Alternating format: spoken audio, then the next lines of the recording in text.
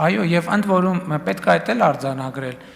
արձանագրել, որ չգիտեմ, դա լավ է խոստովանել, թե վատ է խոստովանել, բայց սա ի սկզբանե պլանավորված ռազմավարություն չի եղել։ Մենք մի քիչ ինտուիտիվ ենք գործել, մի քիչ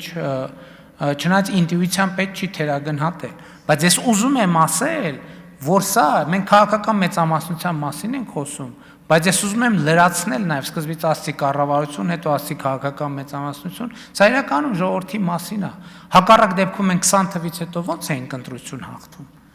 Հակառակ դեպքում այդ process-ների արդյունքում մենք ո՞նց ենք շարունակում այսօր միջև հիմա մնալ կառավարողուժ Հայաստանի Հանրապետություն։ Ինչի հաշվին ենք շարունակում մնալ կառավարողուժ Հայաստանի Հանրապետության։ Մի բանի շնորհիվ, որ ժողովուրդը այնտեղ, որտեղ, այսպես ասած, ակադեմիական տեքստային մակարդակով չի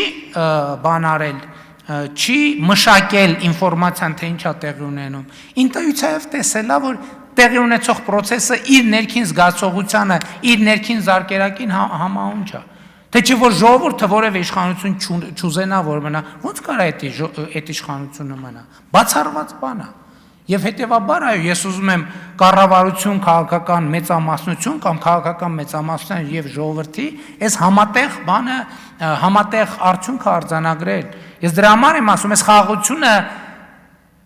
իր խաղաղությունն է, Հայաստանի քաղաքացու խաղաղությունն է, ժողովրդի խաղաղությունն է, որի հետ, որի համահեղինակը ինքը ամեն օր թղթերի վրա չի աշխատել, բայց ինքը կանաչ լույս է տվել, որ մենք աշխատենք։ Կանաչ լույս է տվել այն ժամանակ, երբ որ թվում էր, թե ընդհանրապես դա հնարավոր չի։ Դա հնարավոր էր մենակ մի պարագայում, երբ որ ժողովրդի ներքին